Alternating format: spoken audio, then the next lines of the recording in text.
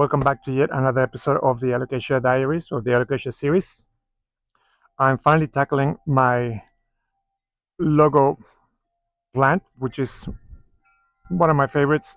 It's the Alocasia Scalprum, and as you can see here, I have an inflorescence that I'm gonna cut. I'm gonna start with the cutting of it because I do not need the plant to be doing any flowering at this time.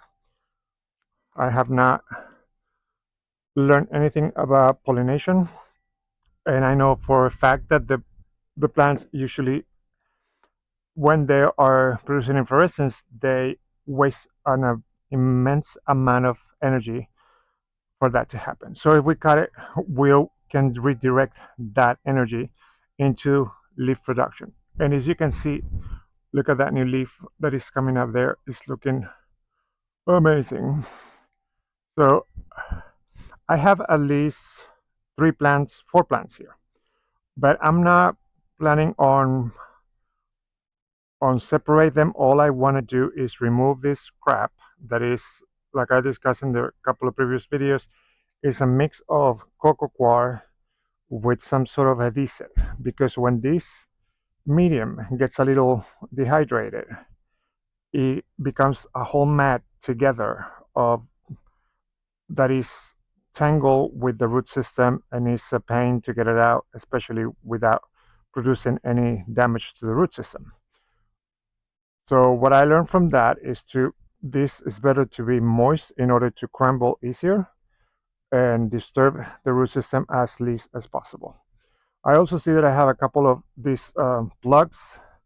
They are made of that type of tea bag mesh that I also want to remove because they might be degradable, but in years, and the plant is not going to hold this for years to come. They need to come off now.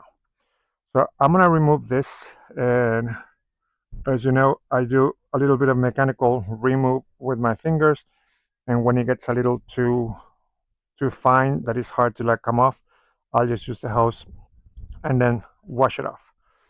But let me show you here because it's visible. One of those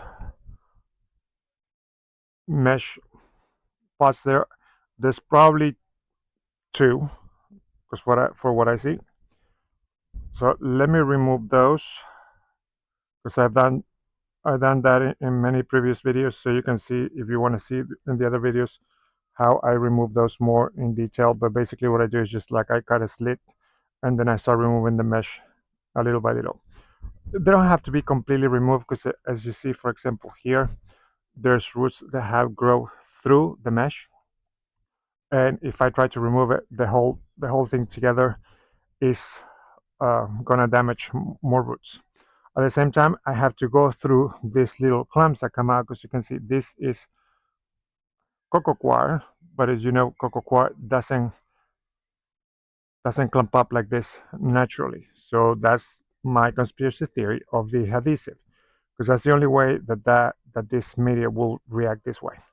And because I know that growers use peat moss and adhesive to create corks, I guess why not they threw it in the whole pot. What's the point? I don't know, but is it good for the plant? No, it's not. All right, so let me do this, and once it's all washed out, I'm gonna set it up in the new container. I did a couple inside the other day. Yeah, so I'm gonna show you what I did. I did the Cupreas in 3 different approaches. One, I did it with no drainage, leca and sphagnum moss. That's one that has been proven by other creators. We'll see how this happens, because like I mentioned, the only cupra for me that have lasted this whole time has been the one that I got imported from Indonesia back in 2023. On this, I have no drainage, just chunky mix, and that's the way that I have my other cupra. And this one is regular chunky mix, but with drainage. So with this, the ones that are in most need right now is the Mickey Mouse and the small Scalprum. Tell you about this one again. I have tried this twice. One was a bigger size that I wanted to acclimatize and not disturb it at the beginning, because the first one that I did, it was a smaller size like this and it rotted. The second one, not disturbing it, it rotted too. So what I'm doing with this one, it came with two leaves that you already see here. One already completely dry out, and the other one kind of like it's halfway there. But this one is already on the way out. I don't see any pests, but I want to address this. So this I'm gonna try the chunky mix and the no drainage and put it over there in the window. So I will show you when they're done, because you know what I do. Same thing with this. Being this small, I'm gonna do the same thing, the chunky mix and no drainage. And remember, I'm experimenting with this. You know how I do my repots. If you don't, you can like see the other Alocasia episodes, and there's details on how I do the repots on everyone. Now, for the matter of saving you time, I'm like watching the same stuff like repots all the time. I just decide to do the just introduction and then show you how it's done, and then gonna continue to document the progress or the failure that happens later on, because that way I believe that we can both learn from my experience. So let's jump to the end. I wanted to show you this like before I show you the end, because the Mickey Mouse had not only a massive plug, but it was one of those that are like covered with that tea bag type of net and quite tight. And when I opened that up, there were two rotten corms in there. Now, this little Scalprum was also in a cork, and I just cleaned it up. You see, there's a couple of little corms that are in there, but there were also another 5 corms. So that was surprising. And again, I'm gonna do this on no drainage with chunky mix. All right, so let me show you much more up close of what's going on here. So there were 2 meshes in here. I guess there were 2 plugs that were in this mix. And as you can see, I have removed almost all of the cocoa peat or the peat moss that was in the clamp of that. You can see there's a few little corms in here that they're not big enough. That one is a sprout, it's not a corm. You can see how they start to like getting more wobbly because they don't have that enough support. This is a corm. There was inside, like trying to like come out of one of this mesh. And believe me, the mesh, it doesn't matter to me as much. You know, the mesh removal, let's say, it doesn't matter to me that much of the removal of the mesh, but for what the mesh is withholding or containing in itself, which is a medium that is not going to go well with whatever medium we end up using at the end of the day, because the water consistency is going to be different. You see there's mesh right here. I'm just leaving that there. I don't care about that. What I care is about this stuff that is here that I have removed the most of it, because being that this is cocoa coir, and cocoa coir, if I can be 100% sure that it's cocoa coir, will be a little easier. But still, it's a little clump of organic matter that we don't want the plant to be in, because this organic matter is the one that attracts the bacteria that the plant is sensitive to. When this plant is in the greenhouse or in the nursery, and is growing in basically in an isolated place where it's continuously treated for bugs, and the media is sterile, and they have watering schedule with the nutrient and the schedule and everything is perfect for the plant to grow. Once we remove it from that spot, from that environment. This media is no longer ideal because it will hold too much water, it will become hydrophobic, it will easily become attacked by bacteria that is in whatever environment that we put in, except that we bring it from the store and pop it into a, a cabinet or a greenhouse where it's going to have the same treatment that it was having before. And of course, we don't know 100% sure what was that. So that's also a risk of doing that. So the best that we know how to do is to put it in something that is closer to the real environment of where they grow. And we know that a chunky medium or a well-draining medium is going to do the effect. So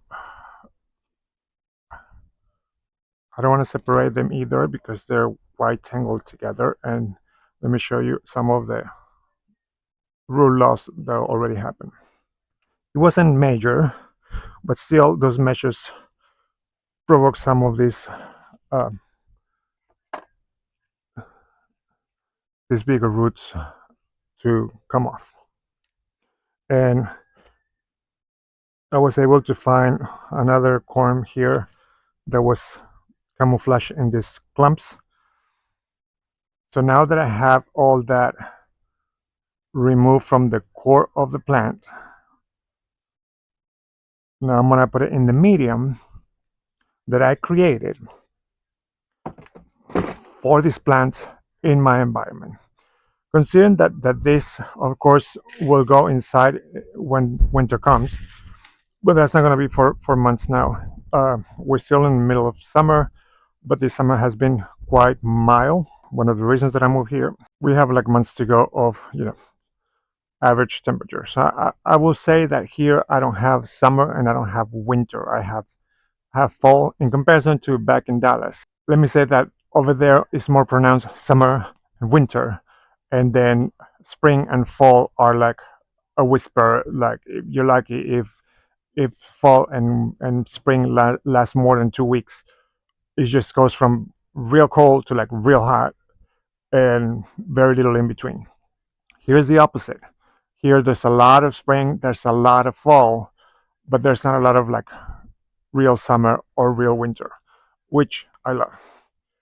So with that establishing, I want you to know that because that will tell you is the environment that this plant is growing in. Because what I'm doing is for the environment that I can provide the plant. Things that I cannot change is the weather. So I have to work around that. So considering the weather and considering my watering habits, this I believe is going to be a great mix for this plant to grow. One of the things that I just learned, that I just mentioned a little bit, is that alocasias are quite sensitive to bacteria that grows in very organic soils. So, for example, coco coir uh, and even more peat moss are very organic and very prompt to be attacked by bacteria and other pathogens because they are organic. This mix is a lot less organic. It's not fully inorganic because it has organic material in it like rice husk and bark. But besides that, everything else is inorganic. So I believe that this, for the research that I did and with an expert on alocasias and talking about how the roots are sensitive to the bacteria that grows in the organic matter, this more anorganic media will be successful. But again, we're experimenting together because this is something that I made out of scratch from my own research and I haven't copied it from anybody. So it's in the mixed playlist. So you can see it there for yourself. I have not only the materials, but the quantities and everything that you see me using right now. So again, I'm gonna do the same that I do with all my plants. So basically I have 3 corms. This is the biggest one that came in, and that's the smallest one. So they're all 3 sizes. I'm surprised. I thought this plant was gonna have more corms, but the ones there are a few more in there, but they're very small and very well attached to the plant. Another thing that we learned from researching the pharaoh mask, how the plants, Alocasias at least, use these corms as energy resource, especially for when they go dormant. So like not every corm means new plant. Not every corm, if you detach it, means that it's going to be a new plant. Because as you know, if you have a similar experience to mine, a lot of corms don't pop up new plants. They just rot or they just degrade into the soil, meaning that there was not a viable plant in there. Assuming that you have give those corms the right conditions for to grow new plants, there's still not a guarantee of success because it's a corm. Some of them are just are storage for resources for the plant, and some of them are viable plants. So, but that's things that we end up, learning as we continue experimenting on this hobby. Because nowadays everything come at the most stupid thing that you can buy on Amazon or Walmart. They come with a instruction manual, except for plants. No plants will have manuals. No plants will have, not even in the website uh, of the growers of the nursery, will have real instructions, or actually true instructions of how to take care of the plant. As big as proven winners, if you go there and look, like they even changed the name of the plant to like make it fancier, and it's harder to find more information about the real care that it needs. They say bright and direct light. Everybody says the same thing, bright and direct light. And that is very faint of an idea of what are the actual requirements of the light. That's why, like, I'm trying to, with every plant that I have finished and is thriving, I'm going to show you what is the light that is receiving with a light meter. I'm going to show you what is the humidity that it has with a meter as well, and the temperature. And I'm tell you all of the things that are working for me, and the things that are not working as well. Because as people, I think we learn more from our failures than our success. If you can learn from other failures like mine, I believe that that will be something really valuable to have as research.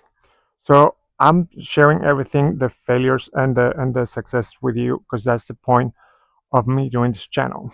Because if this was just about the hobby and just showing my collection, I can just make videos and videos of every single plant that I have. I have over 500, and I will not need to do all this repot and all the research that I've done. And for some reason, it comes out more fluently and naturally when I'm doing the repots. It's a lot of information comes to mind as I'm recording, and I like to share that. I get stuck sometimes when I am editing and I find out that the microphone was not on, whatever, and I don't have audio. I find myself like the video is like, I don't know, like 20 or 30 minutes long, and I've been talking throughout, and I'm like, what was I talking about? Because it doesn't come out as it comes out now. So with that in mind, I'm thanking you for watching and let me share this with you, and hopefully you could get the most value out of it. By the way, be completely open to drop and your experiences and questions and any down below, because I believe that anything has the possibility to learn something, either for me, for you, or for both of us. This is my magic powder. That's the name that I gave it a couple of episodes ago. This is a mixed powder, 1 part of rooting powder, 2 parts of cinnamon powder, and 2 parts of sulfur dust. This will not only new root growth, but it also gives the plant a little extra shield against root rot and other pathogens like bacteria and such. Okay, so once I have the base, I put in the base my earthworm castings and slow release fertilizer. I put my magic powder on the roots. Now along the roots, on top of it, I add a little bit of mycorrhizae, a little bit of systemic. Because you know these plants, when they're inside, they tend to be magnets for spider mites or mealybugs. So the systemic will help with that. Then I'm going to wrench the plant in a fashion that I wanted to be steady, because that's the good thing that I found with this mix, being a lot thinner in the consistency. As it drops into the pot, it fills all those little gaps in between the roots, so the plant has steadier foundation for the roots to like stay on and lean on, instead of like having like wobble spots because of the chunky when the mix is too chunky. So this one is also a new leaf that is coming out from one of the smaller plants. And I got this plant, and because the last one that I tried this plant, I had it in drainage with pond and a reservoir in the bottom, and it suffered from the very beginning, and it never really got to thrive, and it finally like die off. The mistake was mine, because when I repot that plant, considering that was not coming from a major grower, I leave it in the mix that it was in, and I didn't address much of what was happening at the core of the root system, or anything. I just pop it in there. I don't know what happened, because it was months before it completely declined. It was a complete guesswork to know exactly what happened. I know that it just failed, and it was not attacked by bugs or anything, but it didn't thrive either. So at the end of this, I'll add the diatomaceous earth on the top, because this is the finest of all the amendments, and this will keep critters especially on top of the soil, including fungus gnats. And once we water it, that will also seep in through the rest of the system. But as you can see, you probably have seen like on other plants that I have put on the chunky mix, on the airy mix, that they tend to wobble a lot because they don't have a really strong foundation for all the roots to be steady. So there is my Scalprum. I'm so looking forward for this new leaf to unfurl and harden up. Thank you so much for stopping by. Any questions, again, any critiques, any experiences that you have, please drop them down below. More than anything, please don't forget to subscribe. Push on that like button if you enjoy this content, and share it with other plant enthusiasts that you might know. I will talk to you in the next one. Thank you. Bye.